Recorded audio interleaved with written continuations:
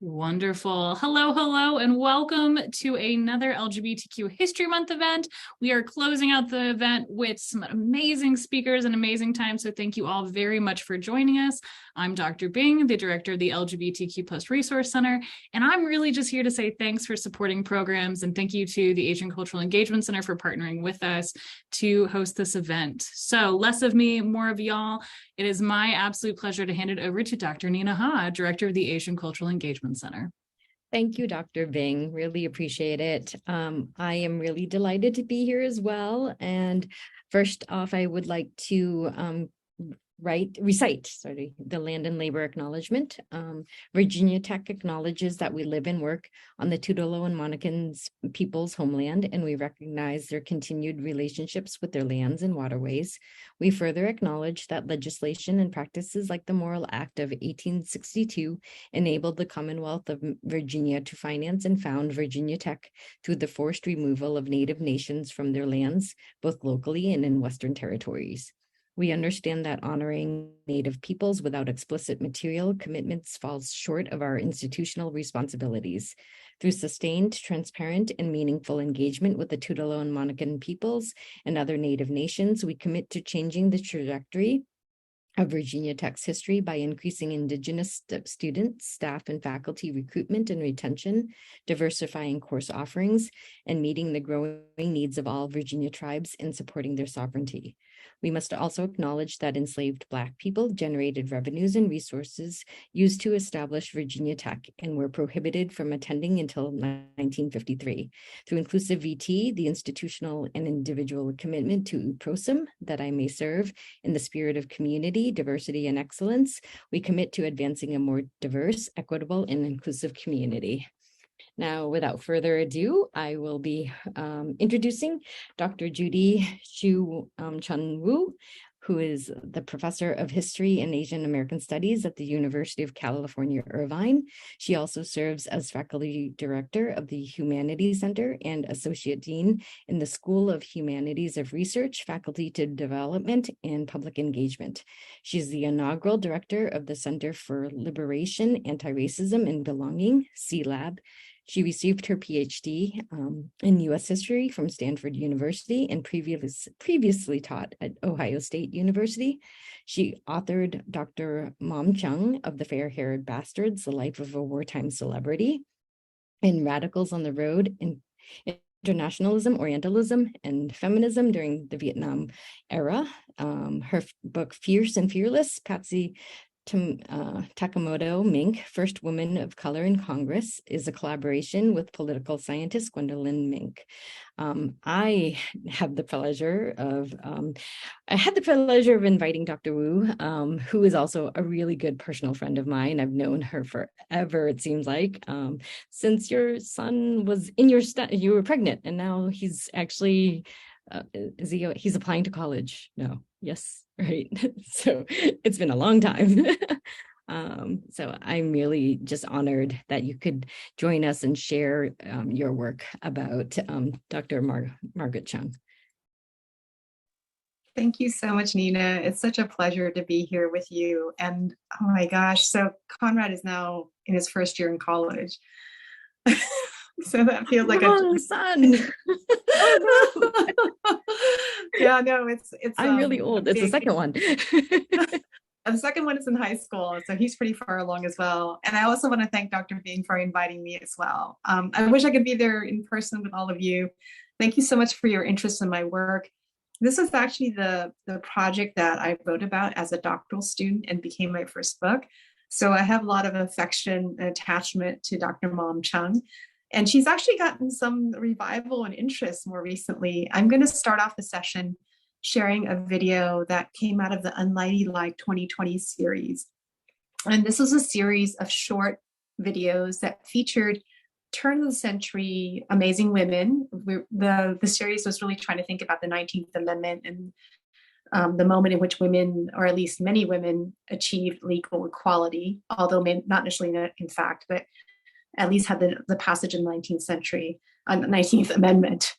And they paired those historic figures with contemporary figures So I'm going to go and show this video so you can get a sense of who Margaret Chung is, and then I'm going to be talking about her life.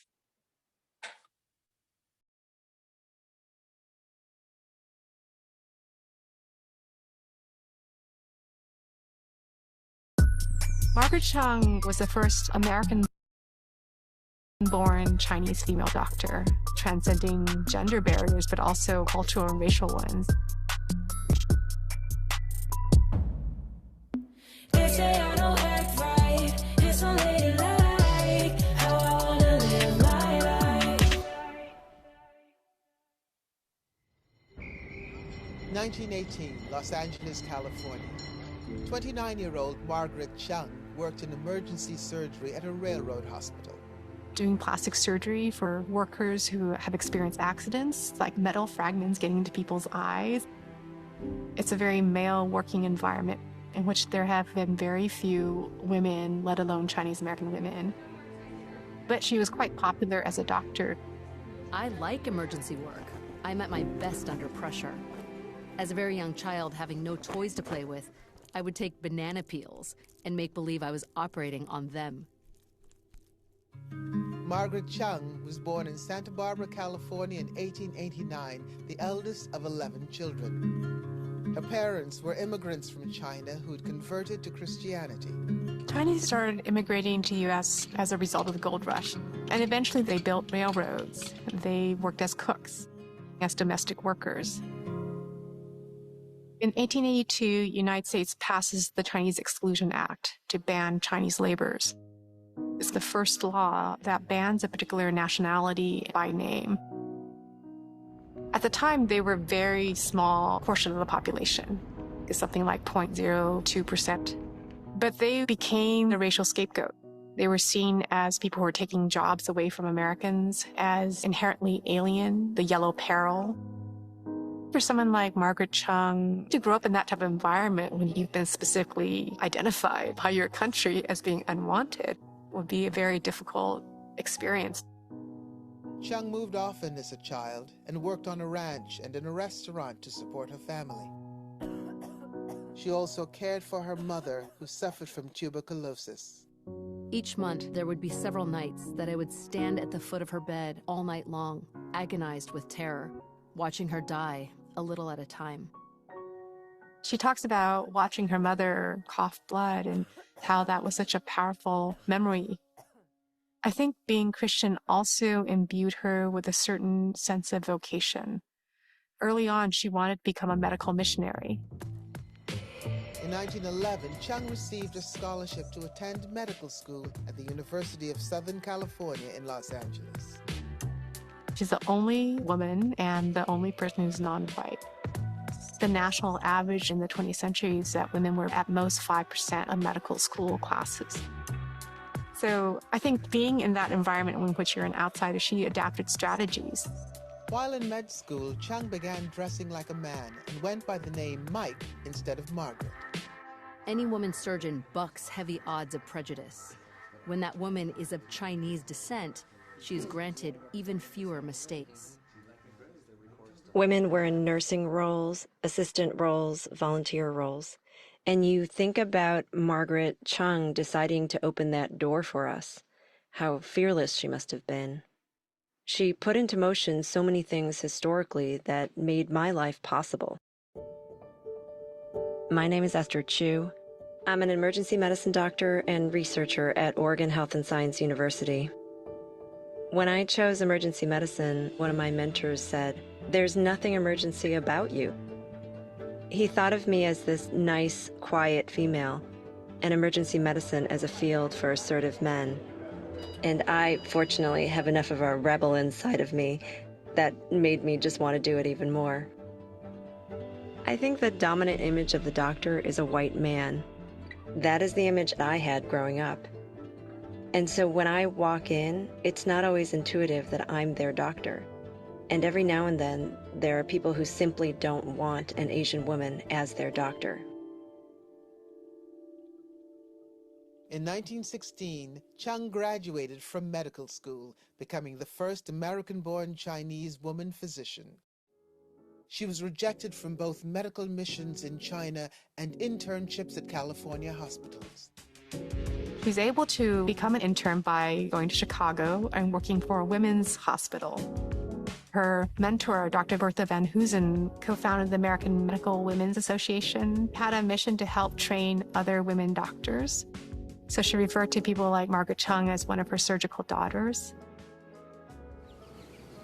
Chung returned to Los Angeles in 1918, where she opened her private practice. She's in Southern California as Hollywood takes off as an industry. She worked as a plastic surgeon for some of the Hollywood actors. Mary Pickford was apparently one of her first star clients. She knew all these famous people, John Wayne, Tennessee Williams, Ronald Reagan. Chung soon moved her practice to San Francisco's Chinatown, then home to the largest Chinese-American community in the country. There, in 1925, she helped found a hospital where she led the OBGYN and pediatric unit. There were no Chinese doctors practicing American medicine in Chinatown, and I saw a great future there. But my first years were disheartening.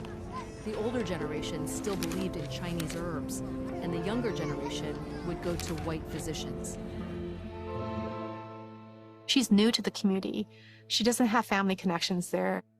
She's a Chinese-American woman doctor who dresses in male clothing. Was Margaret Chung a lesbian? My initial impulse is yes. She was someone who expressed erotic, romantic longing for other women, like Elsa Gidlow, who is a Canadian lesbian poet. Sophie Tucker, the vaudeville singer, performer. So I think of her as someone who is queer, who lived outside the social norms in so many different ways. In the 1930s, Chung began dressing in a feminine way to be more accepted socially. In emergency medicine, women are still the minority. About a third of all physicians and even fewer people of color. When you think of disabled, immigrant, gay, trans physicians, those statistics are lacking. And so I was one of the founding members for Time's Up Healthcare in 2019 to try to bring greater inclusion, equity, and safety to the healthcare workplace. We've signed on more than 60 healthcare institutions across the country who have pledged to create safe and equitable workplaces and to monitor sexual harassment and discrimination. Diversity and inclusivity are not just feel-good topics. It's really about providing the best care for Americans. As part of a campaign of aggression that led to World War II, Japan invaded China in the 1930s. China fought back with aid from the U.S.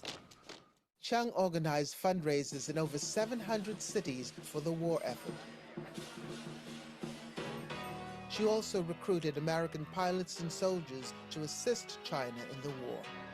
She becomes known as Mom Chung, and she has over 1,000 adopted children from the U.S. military, entertainment circles, political circles, and they became known as fair-haired bastards. There was a Hollywood movie based on her life. There was a comic book. So she gets quite a bit of cultural circulation at that time. After the U.S. joined World War II in 1941, Chung lobbied Congress to allow women to join the Army and the Navy. Her efforts were instrumental in the creation of the Women's Naval Reserves, known as WAVES. This was an opportunity that she wanted to create both for herself, but also other women. And it raised a lot of concern. Can a lady be a soldier? Because being a soldier is the ultimate male prerogative. So Margaret Chung was rejected from the same organization that she helped to create. And officially, it was because she was too old. But I suspect that being a woman of color was also a barrier, and the rumors about her sexuality. After the war, Chung retired from medical practice, and her adopted sons purchased a house for her. Hundreds of them attended her funeral in 1959.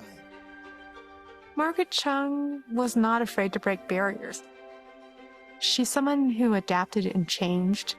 She faced a lot of restrictions, racial segregation, but found creative ways to do what she wanted to do with her life.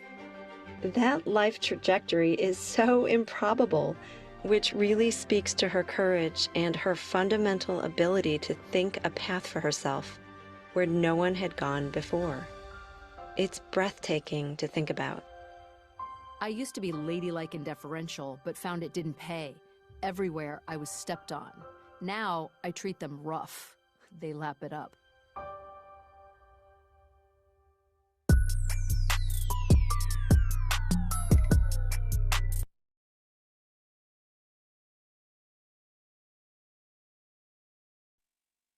I hope you enjoyed that. I did the interview, I don't remember when. It must have been before the pandemic. And it's been wonderful to see how they created the documentary based on the interview. And I've never met Dr. Esther Chu, but actually during the pandemic, I saw a YouTube video of her. She was employing people to wear masks so that we can protect each other and protect our healthcare workers. So I'd love to meet her one day. I'm going to share a PowerPoint to talk a little bit more in detail about Margaret Chung's life, but I would love to hear your questions and reactions to her. So please feel free to engage with me, whether you can do it through Zoom or I understand there's a watch party. So just let me know when you have questions. I'm going to go ahead and reshare my screen.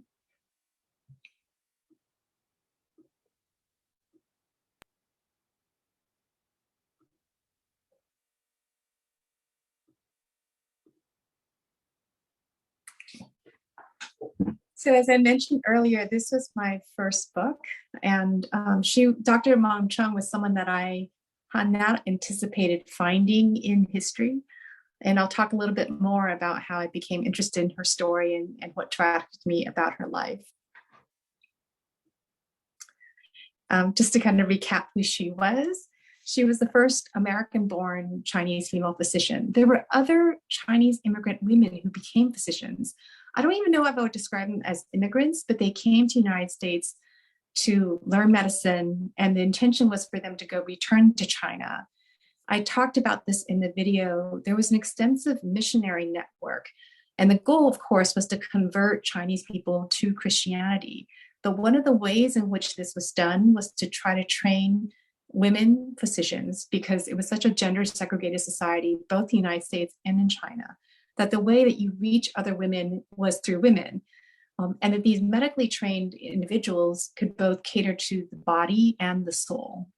And so Margaret Chung, even though she was not from China, was part of the same Christian network, and she had aspirations for going to China and serving in that capacity. I'll talk a little bit more about what happens with those aspirations. One of the things that really intrigued me was that she did not marry, did not have biological children. And it wasn't that unusual for professional women of the late 19th, early 20th century to pursue that path. They had the economic standing to be able to live without husbands. They oftentimes were more educated, had career ambitions that perhaps might have been intimidating to other men, but they basically had the financial independence to not necessarily marry. But what I found really interesting about Margaret Chung is that she, as a Chinese American woman, chose that path because of immigration patterns, which tend to be predominantly male-led initially, before there's a more balanced gender ratio. Within the Chinese immigrant community, because there were exclusion laws that were passed, that gender balance never took place. So at one point, there were 19 men for every one woman. So even though Margaret Chung is second generation, grew up in the 1920s, it's not until about World War II or so that there's more of a gender balance between the Chinese American community. So her decision not to marry and have biological children was very unusual within the Chinese American community. And at the time, there were also anti-miscegenation laws. So there was restrictions against interracial marriage between white and non-white partners. Instead, she creates a surrogate family. In the video, they talk about having this adopted network. And these were all grown individuals, most of them men, most of them white. And they were involved in championing China and the United States against Japan.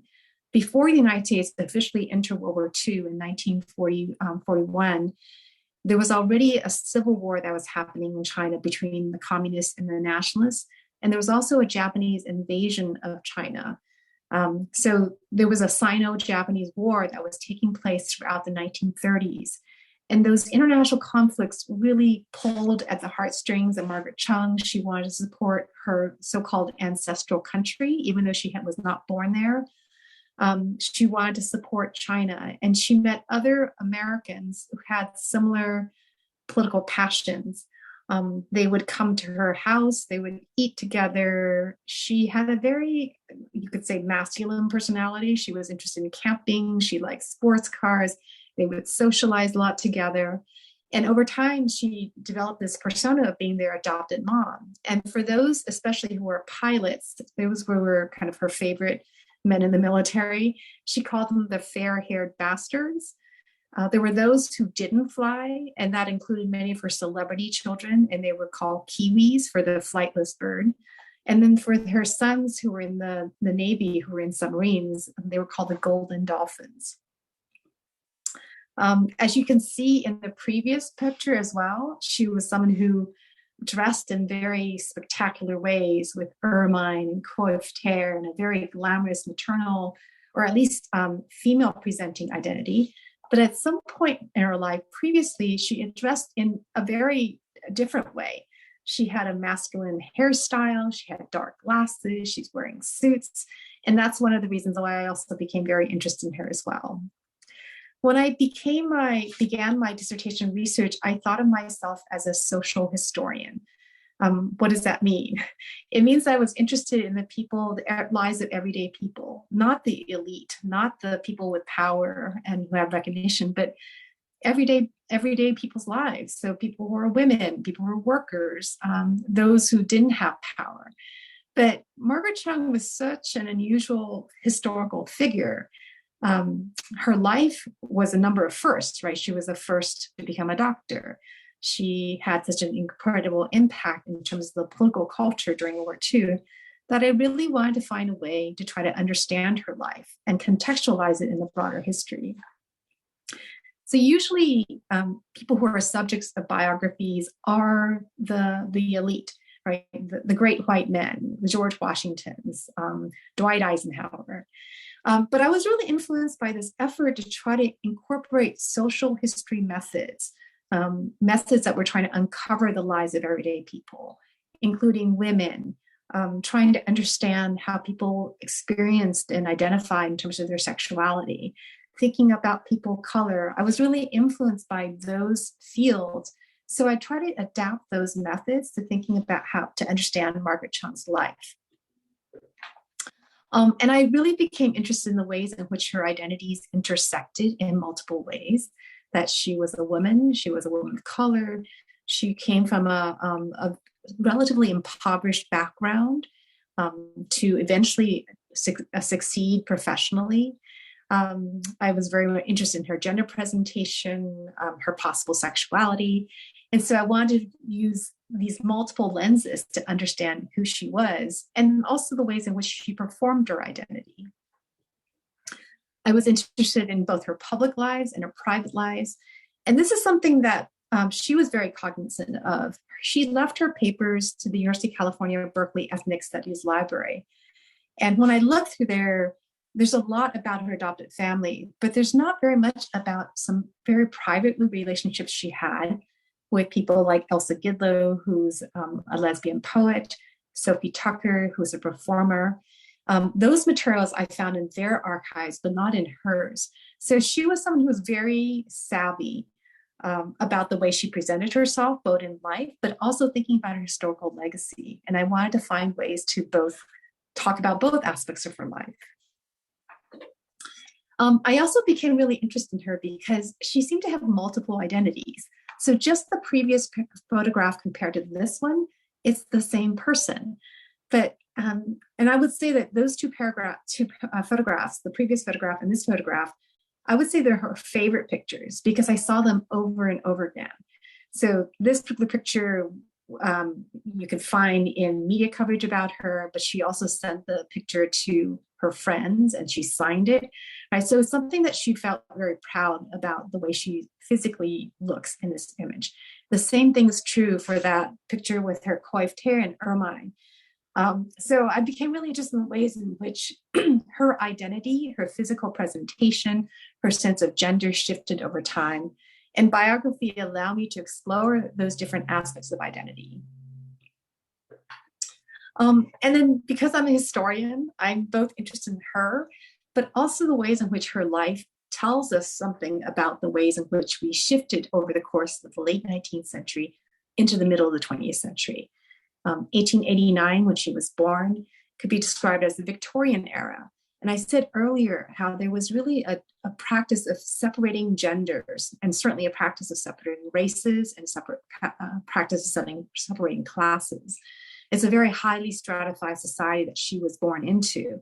And one indication of that was the passage of the Chinese Exclusion Law in 1882, which targeted Chinese workers from being excluded to the United States.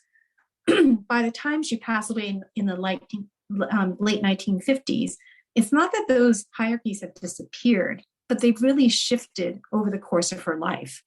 And so I became really interested in the strategies that she adopted. How does she address racial segregation? How does she address the assumption that women should become doctors? How does she maneuver in terms of her gender presentation and her sexuality over the course of that time period? So before I talk about Margaret Chung, I first want to talk about her mother. And there's at least two names that I found her in the historical records. One is Ah Yang, and then later on she becomes known as Minnie Chung. So she's the person who passed away due to tuberculosis, and her death, I think, had a really influential impact on Margaret Chung and her desire to become a doctor. It's hard, right, to do historical research and to be able to locate one particular individual and that particular individual's story. But there were various materials that allow me insight into her life. So first of all, I mentioned earlier that there was a really gender imbalanced migration to the United States from China. So she was just one of 9,000 Chinese women who immigrated prior to the 1882 Exclusion Act, and there were 300,000 Chinese immigrants as a whole. So very much a distinct minority within that community. But what's even more significant is that she arrived in 1874. And that historical timing is really important because in 1875, the United States passes a law called the Page Law.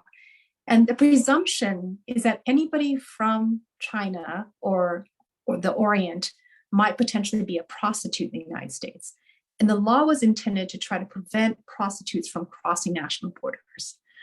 So if she had come in 1875 or a little bit later, she would have been presumed to be a prostitute unless she could prove otherwise, right? The presumption of guilt as opposed to the actual fact.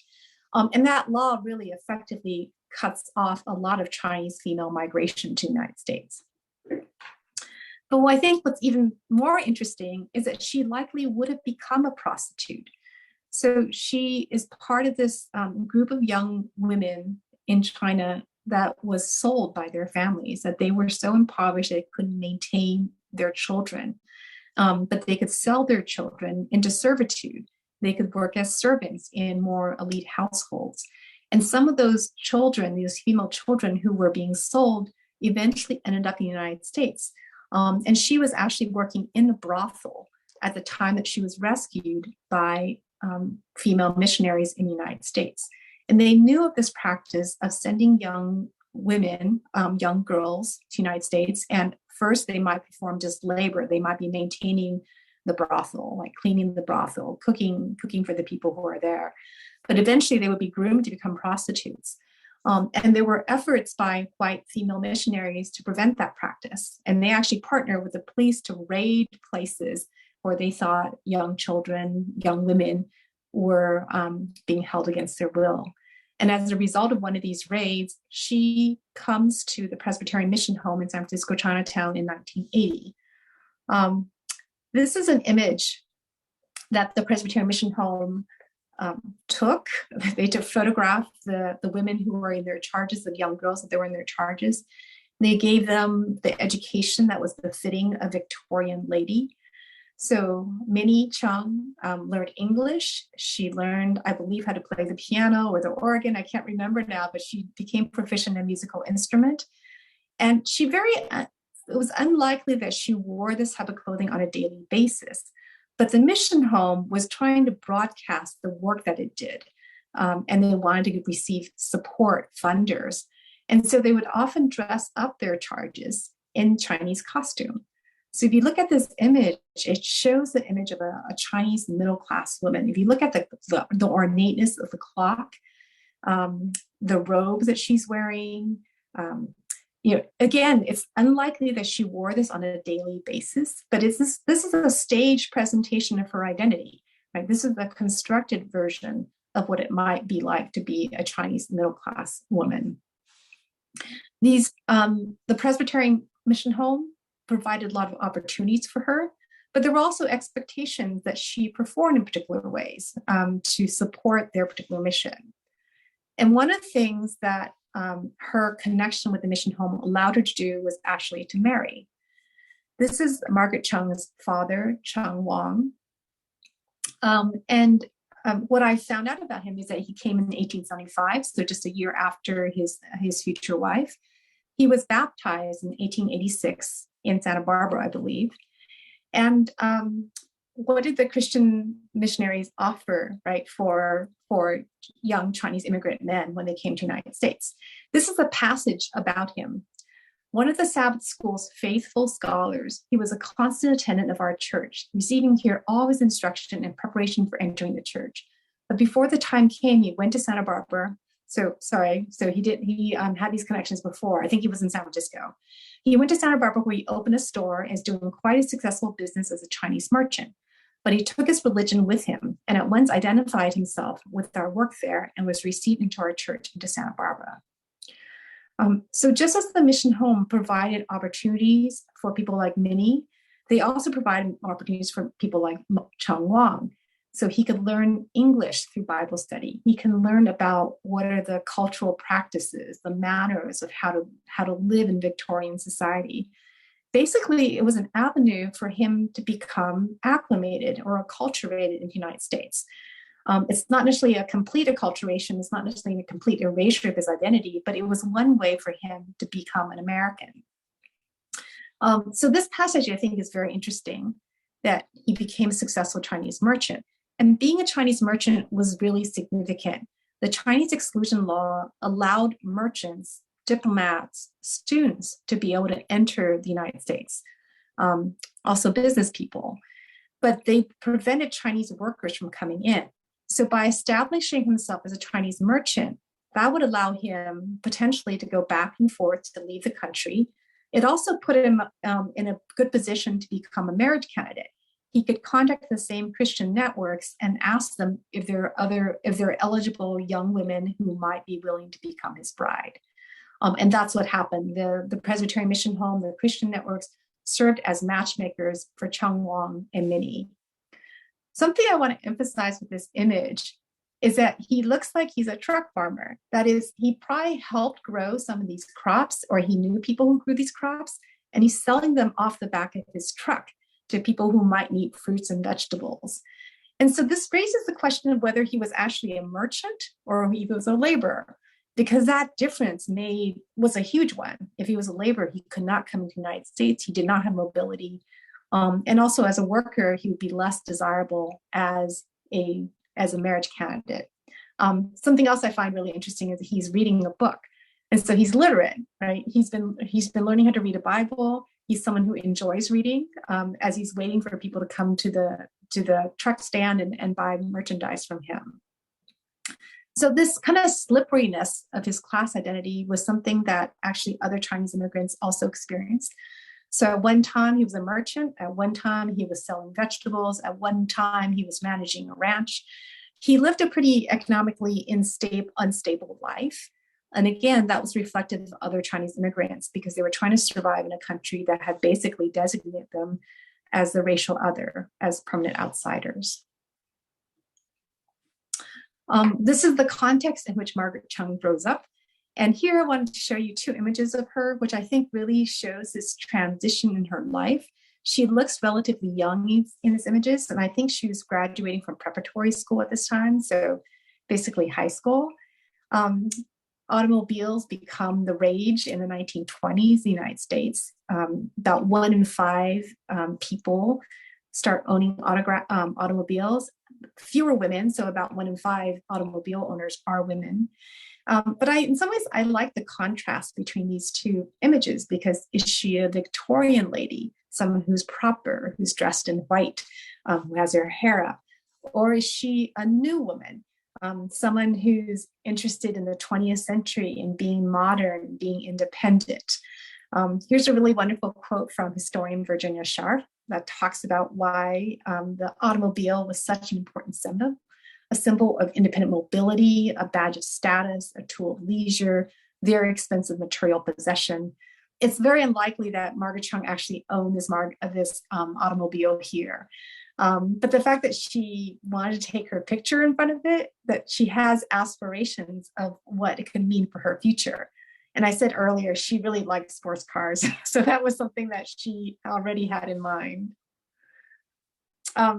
This is the next stage of Margaret Chung's life. She enters medical school, and actually she entered medical school at a very important moment. Just like her mother came to the United States a year before the Page Law, Margaret Chung entered medical school before there was a wholesale review of medical schools and more stringent standards for admission and training. So she actually went directly from high school into medical school, and that was possible at the time. This is an image that was featured in the video, but I love it. I mean, I found this in the archives. I think this is her second year in medical school. But as you can tell, she's the only woman, and she's the only person who's not white in the image. But the way she dresses is very much like all the other men in the picture. This is her internship supervisor, and she talked about the ways that Margaret Chung adorned herself. And this is also the period when she goes by the name Mike. She never wore Chinese clothes, but on all occasions appeared in a thin, black tailored suit, a white silk shirtwaist, and when on the street, a black sailor hat. This costume would have been very inconspicuous had she not always carried a short sport cane. Different scholars have talked about women entering a predominantly male environment and the ways in which they have to use protective uniforms or protective clothing to fit in. So this is probably too old of a reference for many of you, but in the 1980s, it was like big shoulder looks, right? Kind of trying to emulate the masculine suit. And you see here the ways in which she's trying to just blend in, like kind of being like a chameleon. But I love this quote because she's not just interested in blending in, she's interested in standing out. She's carrying a sport cane. She has a black sailor hat. So she's in some ways very proud of her masculine identity. And that's also indicated by the fact that she's calling herself Mike as opposed to Margaret. She kind of wants to show off that she has this ability to be one of the guys. Something else I also want to point out that she's, Dr. Van Hoosen talks about Margaret Chung wearing Western clothing, right? So that's kind of her predominant mode of presentation. This particular time period after she graduates from medical school is when she also forms a relationship with Elsa Gidlow. I mentioned before that she is a lesbian poet. She might have been the first lesbian poet of Canadian ancestry who published in the early decades of the 20th century. And Elsa Gidlow meets Margaret Chung when Chung moves to San Francisco Chinatown. Margaret had wanted to go to China, become a medical missionary. She was turned down in many ways because she was too American. So she wasn't born in China, didn't necessarily have the Chinese language skills, but she also was too Chinese because if you're a white missionary, you might be able to be supported. But she was sort of falling in between the cracks. So she decides that she's going to go to San Francisco Chinatown, establish a practice there. And San Francisco Chinatown is right next to a community that's considered Italian town. It's also next to a community that becomes the sort of epicenter for the lesbian gay community. So it's kind of a bohemian neighborhood where a lot of people who are seen as marginalized, whether because of race or class or sexuality, tend to congregate. And Elsa Gidlow actually was seeking medical care in San Francisco Chinatown because it was less expensive compared to other medical establishments. So here's what she says about Margaret Chung. By this time, Margaret Chung became Tommy, and Tommy is Elsa Gidlow's female lover and my doctor and our friend. She was Chinese, but American-born and educated, Western in her general practice and surgery, at which she excelled. Her office was a couple blocks down the steep Sacramento Street hill where we lived. As I walked home from work, I would see her sleek blue sports car. She was a striking woman in her late 30s, smartly dressed in a dark tailored suit with a felt hat and flat-heeled shoes. With my increasing interest in Chinese people, their philosophy and literature, and suspecting she might be a sister lesbian, I was immediately attracted. Lots of really interesting things going on in this passage. First of all, Chung was someone who practiced not just the Western form of medicine, but maybe the ultimate Western form of medicine in terms of surgery. It was really antithetical to Chinese medical practice that focused on herbs and on humors and kind of a holistic sense of embodiment. So the idea of cutting somebody open was really, really kind of on the opposite extreme in terms of medical care. So because of her medical specialization, people in the community were somewhat suspicious of her, along with the fact that she was a woman. She was someone who dressed in male clothing. There were a lot of rumors about her and kind of a reluctance to really embrace her as somebody within the community. And here again, you see how Margaret Chung stands out. She has a sports car. She's got these really beautiful suits. And something else I think is really interesting with this passage is that Elsa Gidlow not only suspects Margaret Chung as a sister lesbian, but she kind of is influenced by Orientalist fascination. So she talks about how she's interested in Chinese people. She's interested in their philosophy, interested in their literature. And so Orientalism is an idea that scholar Edward Said has defined as this fascination of the East for those in the West, that people in the East are, fanatical. They're oriented towards hierarchy. They have this kind of mysticism to them, that they embody what seems anti-modern compared to the West. And oftentimes in that comparison, the West comes to the top because they are the modern, they are the ones who have agency, they have change over time as opposed to the sense of stagnancy. But this binary also creates this fascination for people who are in the West for those who are in the East. Right? It's a chance for them to maybe reconnect with a more natural environment.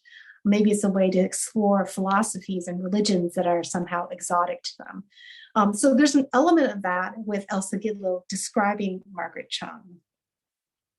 And I mentioned before that there's nothing in Margaret Chung's papers about this relationship. Everything is in Elsa Gidlow's papers. So she has this deep crush on Margaret Chung. They have these really romantic encounters in a hospital setting. But Elsa is really trying to express her kind of personal love and desire for Margaret Chung. And there's definitely hints in their interactions of which Margaret Chung reciprocates, but has a lot of reluctance to pursue it more fully because of her standing within the Chinese American community. As the decade evolves, Margaret Chung changes in some aspects of her identity. So as opposed to this very masculine medical clothing that she's adopting in the 20s and 30s, as she becomes involved with the war effort, she actually adopts two different forms of dress. One is this Red Cross Army military uniform. So maybe not that far from the medical uniform. She's adopting kind of masculine clothing to assert her alliance with the US political mission, the Chinese political mission. But at the same time, she also adopts these really beautiful costumes with fur and jewelry. So that first image that we looked at, and this is a comment from another Chinese American doctor at the time, Dr. Bessie Zhang. So you see her growing and changing. This is actually Gregory Peck for those who are more familiar with older actors. And she's on the set with him in which he's playing a priest in China, and they're talking about politics. But even as she's changing her presentation, she also becomes a public figure. So this is the cover of a comic book in which Margaret Chung is the feature. And comic books were really popular among people in the military. as well as young men. So this is a chance for her story to be featured to that same group that she's adopting. A few things that I find really interesting. Her mentor, and as you can tell from the other images, mentioned that she wears Western clothing. But in this comic book drawing of her, she's wearing a qipao, or a Chinese dress. Her name is spelled with these kind of bamboo-like letters. She did give these little jade Buddhas to her son, but she's also someone who's known as a Christian. So if you have like a audio rendition of this image, you can almost hear the gong in the back sound and like the Orientalist music. Like the comic book authors really want to make sure you understand that she's Chinese, and that what she's doing to support the war effort between US and China, she represents China to the American audience. Here's some more information about her children.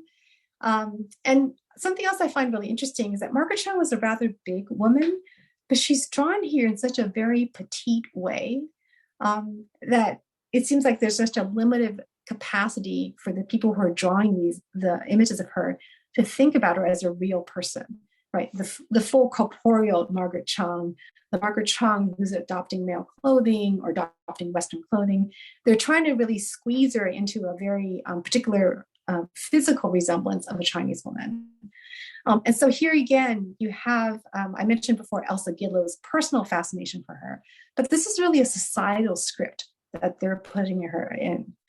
So this kind of Orientalist outlook about Chinese women in particular. But there's also elements of self-Orientalism. Margaret Chung, like I said, gave little jade Buddhas to her son, even though she was not a Buddhist, she was a Christian.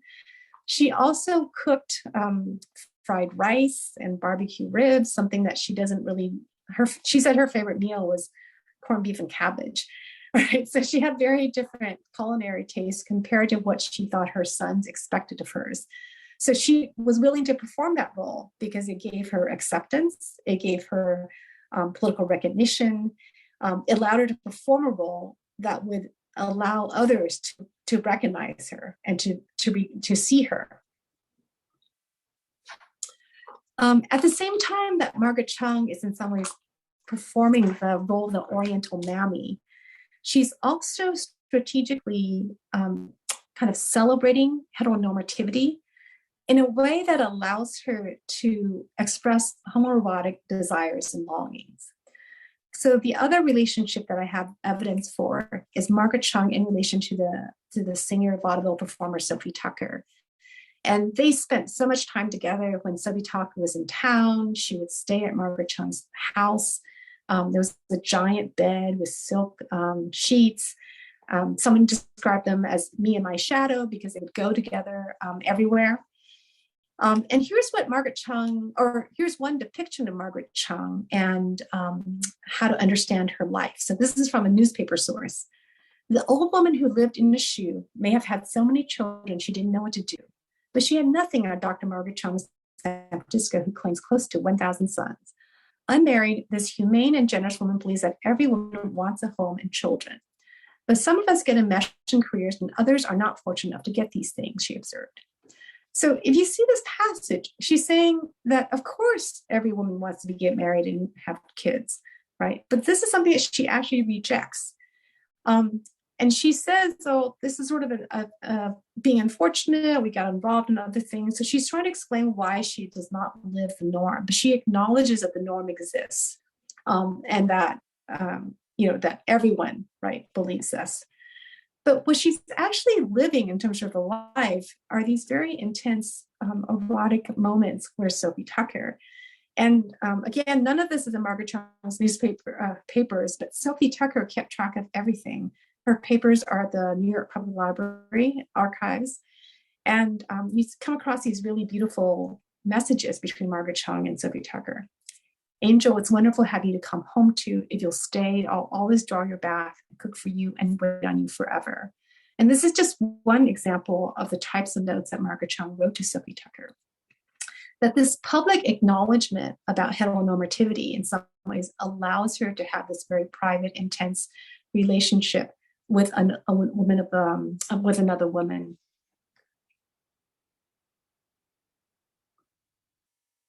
So I'd like to just think about the significance of Margaret Chung's life. That her life spanned the late 19th to the mid half of the 20th century. This is a period in which women began their lives as being very much separated from men, with the possibility of gender integration, and the ways in which Margaret Chung is navigating that, right?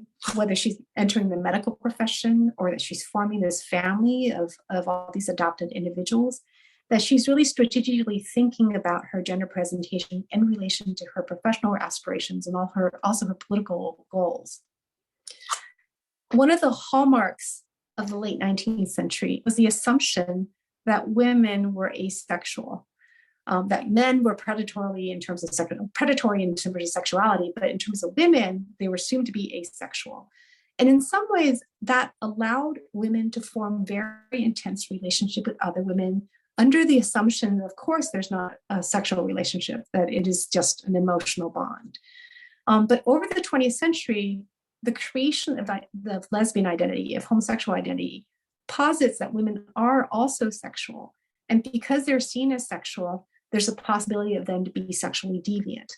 And one of the things I find really fascinating about Margaret Chung is that she goes back to this kind of protection of assumed to be an asexual individual, that she's a mother, that she's older, that of course she supports everybody getting married and having children, right? She kind of takes on that guise, but that guise then allows her to try to experiment and have connections with other women. This is also a period in which you have the passage of the exclusion laws in the late 19th century. By the mid 20th century, it's not that the racism has disappeared.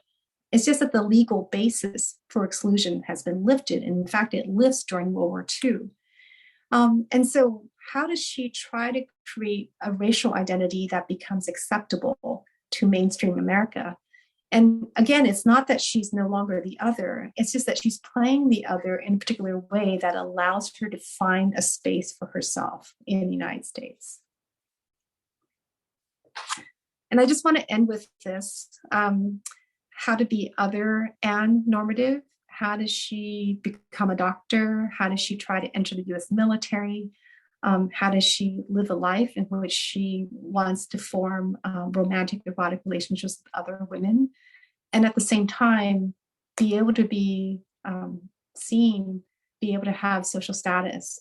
One of my favorite stories about Margaret Chung is that she once told one of her adopted grandchildren, so her adopted son's child, that she could wish she could wake up one day and be blonde hair and blue eyes, that all her troubles would go away.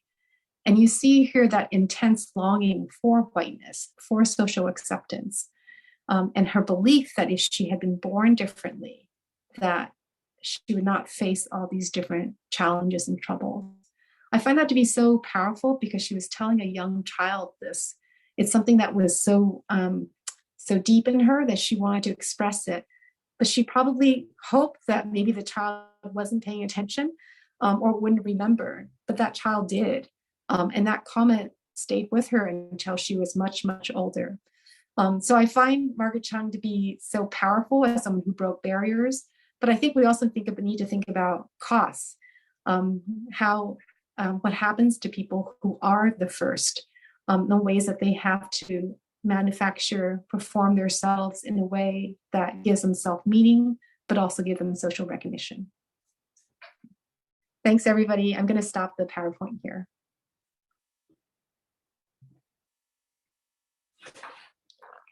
So I'd love to hear your comments and your questions.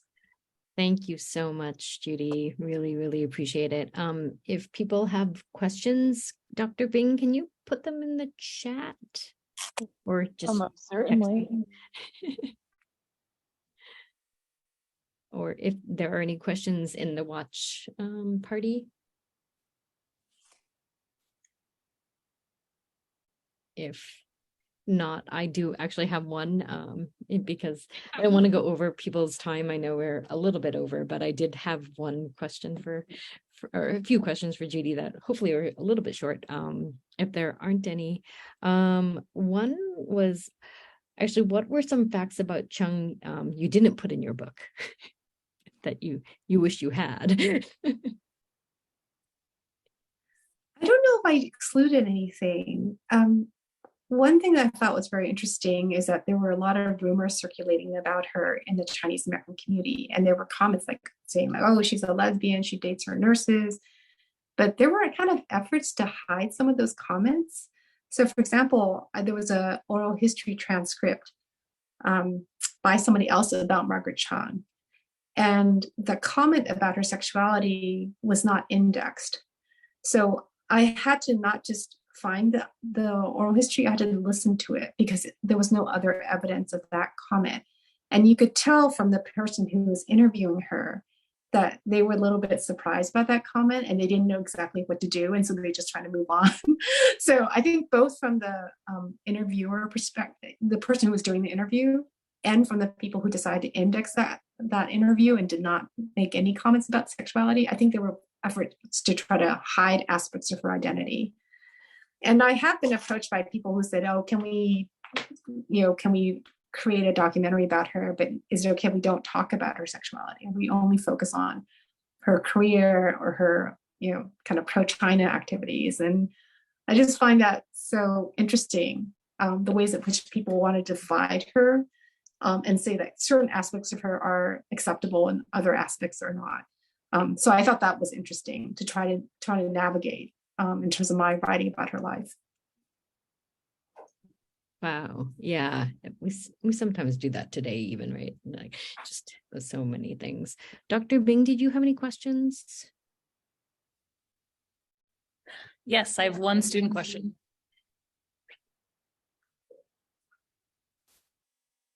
Hello. Hi. My name is Eric, and I just had a question based off of your last comment, where you said that she said that she wanted to wake up with blue eyes and blonde hair. I was wondering if you thought that actually had anything to do with why she changed her appearance during like World War II, that kind of thing.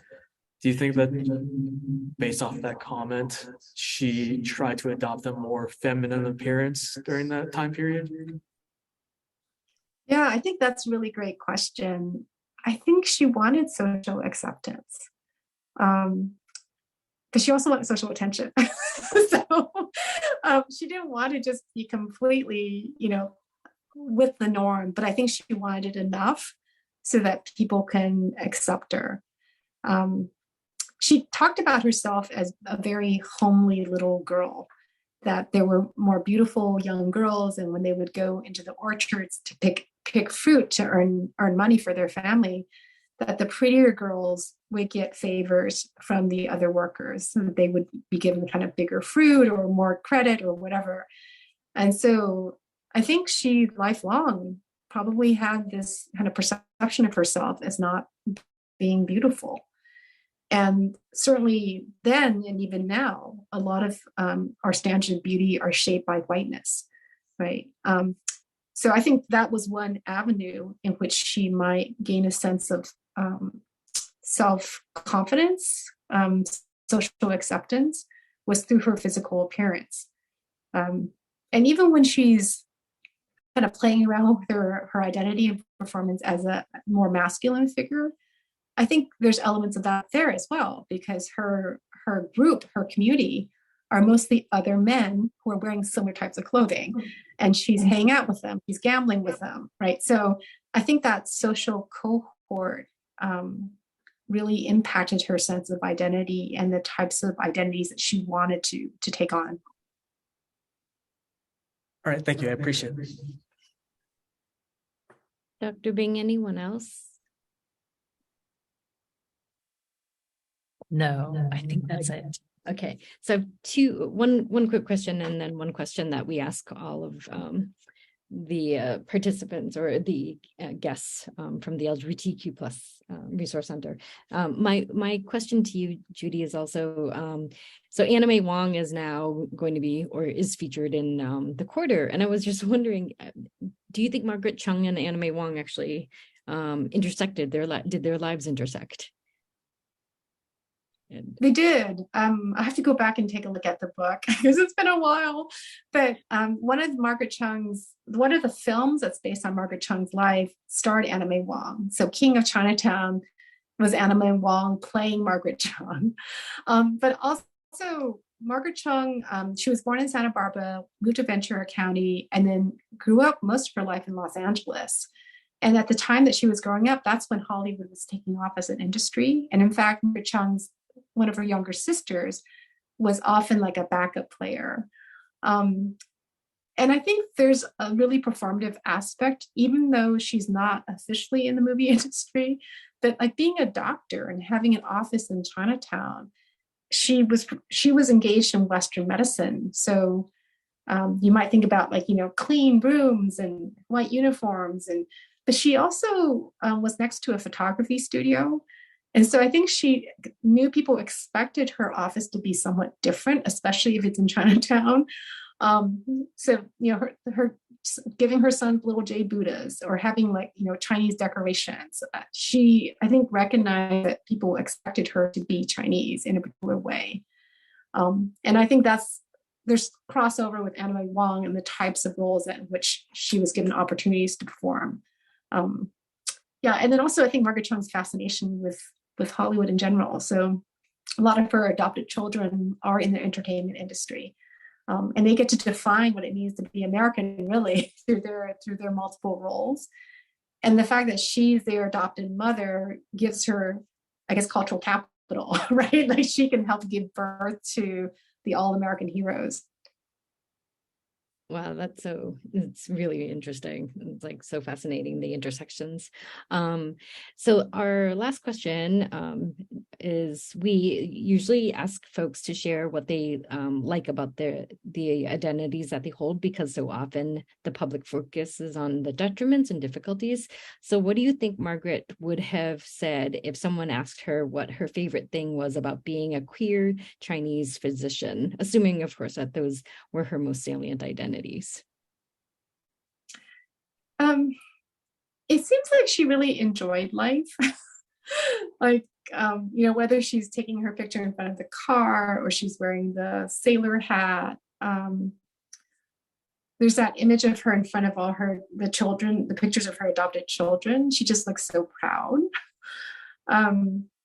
I think she had a fun sense of play. I mean, I was emphasizing a little bit of the tragedy, right, towards the end of my talk, but I think she really had a good sense of play. She numbered her adopted sons. So there was the Charlie Chan movies, like, son number 1, son number 2. So she numbered her kids like, son number 640. So, and then I think they really kind of enjoy being with each other and having fun. I still get letters sometimes from the children of her adopted children. And they'll say, I remember going to her house for Thanksgiving, or I remember my family visited her. So I think there was like real kind of love, right? Kind of real connection between her and the circle of people that she helped to create. Thank you, Judy. Thank you, everybody, for participating and being in the audience virtually and at the watch party. We appreciate your support, and thank you again for teaching us a little bit more about Margaret Chung. Thank you so much for the invitation. Thank you. I'm going to stop recording now.